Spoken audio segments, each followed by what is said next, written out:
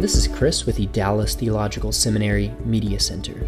Today, I would like to discuss how to create a doctrinal synthesis paper inside Pages. Pages is the Apple free equivalent of Microsoft Word. Students might want to use this if they don't want to purchase Microsoft Word, or perhaps if they're just used to using this program and didn't want to switch to something else.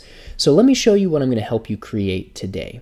I'm going to go over to my Pages application, and this is the basic format for the doctrinal synthesis paper.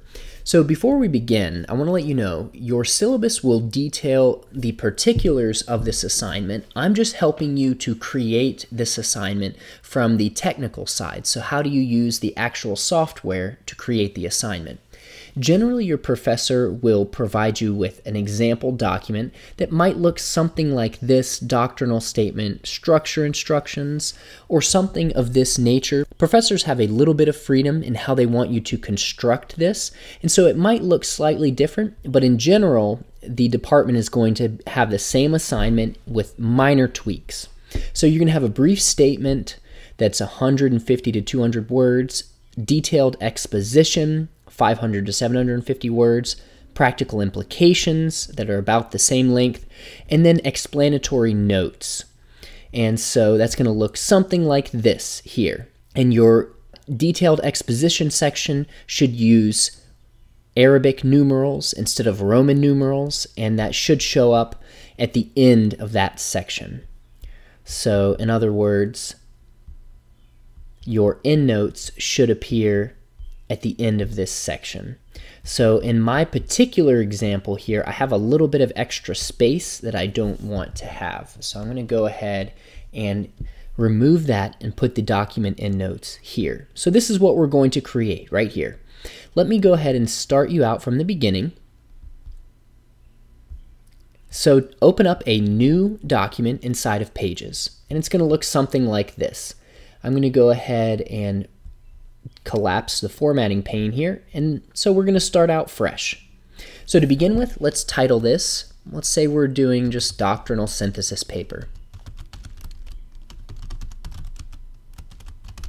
Now I'm going to zoom in just a hint here. Now we want this to be the title, so inside of Pages, go ahead and highlight that text, and let's center justify by clicking this button right here.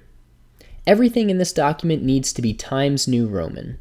So I'm going to change to Times New Roman, and then I'm just going to make this 22 size font, just so the title stands out. And then I'm going to hit the Enter key, go back to a left justification, and give myself 12-point font again. Now let's go ahead and write out the titles for these various sections. I'm going to start with the brief statement. It's hard to talk and type at the same time, as you can see. Second is we first have the brief statement, then we've got the detailed exposition, the practical implications, and then finally you have the explanatory notes. All right, so those are our various sections. However, we need these to appear the same as they do in the example document here. So that's white font on a black background. So to make those changes, I'm going to highlight all this text. The text color, I'm going to change it over to white. Now this is the part that might get you a little bit. Where do you find the text highlighting options? It's a little different inside Pages. To get to that on Pages, hit this gear icon, and you're looking for the text background. All right, so choose text background, and then let's go ahead and choose black. And once we click off, you'll see we have exactly what we want.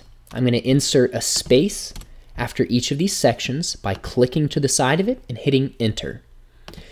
Now, once again, you're going to see if you type in this section, it's actually adding the same formatting to the entire section. We don't really want that because that looks a little odd and it's kind of hard to read that over the long term. So I want to remove that from this section here. So I'm going to highlight this section, go to text color, change that to black. I'm going to click on this gear icon, text background. Now this time you want to go over here to the white box with a red line through it. That means there is no background because we don't want any particular colored background on here. Once you have completed that, you'll see this looks like regular text. And one of the cool tools that you'll find inside Pages is this copy style. So I'm going to go ahead and copy this style and then paste that same style over top these other options. If you don't see the copy style icon here, just right click on your toolbar, customize toolbar, and you'll find that option right here. Click it and drag it up to your toolbar, and then you'll be able to copy and paste styles, just like I just did. So now we've got our brief statement, detailed exposition, practical implications, and your explanatory notes. The last thing we need is to insert endnotes. So under this detailed exposition section, we should have a number of detailed endnotes. This is a detailed endnote. All right, so to insert an endnote, go ahead and go up to the insert icon in your top ribbon here and choose footnote. Now I know you may be thinking, but I want endnotes. Yes, go ahead and choose the footnote option to begin with, and you'll see it placed a footnote at the end of this page. Well, we want to change this. So while you have your footnote icon highlighted, in other words, your text editing inside this footnote, go over to the footnote button here under the format and change from footnote to document endnote. Now, you'll see if you highlight after the explanatory note, it's added a section break. We actually don't need this, so come down here to the explanatory notes and delete that section break. What that has done now is it's placed your endnotes right here under the explanatory notes section. I have something copied over already, a citation from Zotero. So I'm going to go ahead and paste that citation in here. A couple of things to note. Unfortunately, Pages does not always do great with copying format, and so it's made a few mistakes here. I'm going to need to change this by highlighting it, going back to the text, changing this to Times New Roman. And as far as font size goes, there's a little flexibility here. Generally, you want it between 10 and 12. Nothing lower than 10, nothing higher than 12. I'm going to keep it at 11.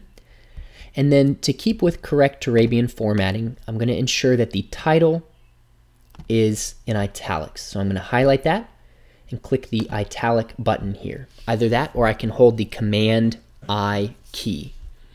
And then let's just say, for example, that I cited page 95.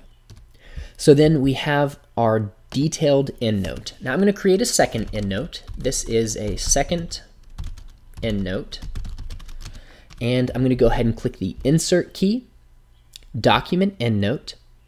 Now, you're going to notice again here that when you come to this section, it's actually trying to format it with the Helvetica Neue option again. So in order to prevent this, I'm going to undo this endnote.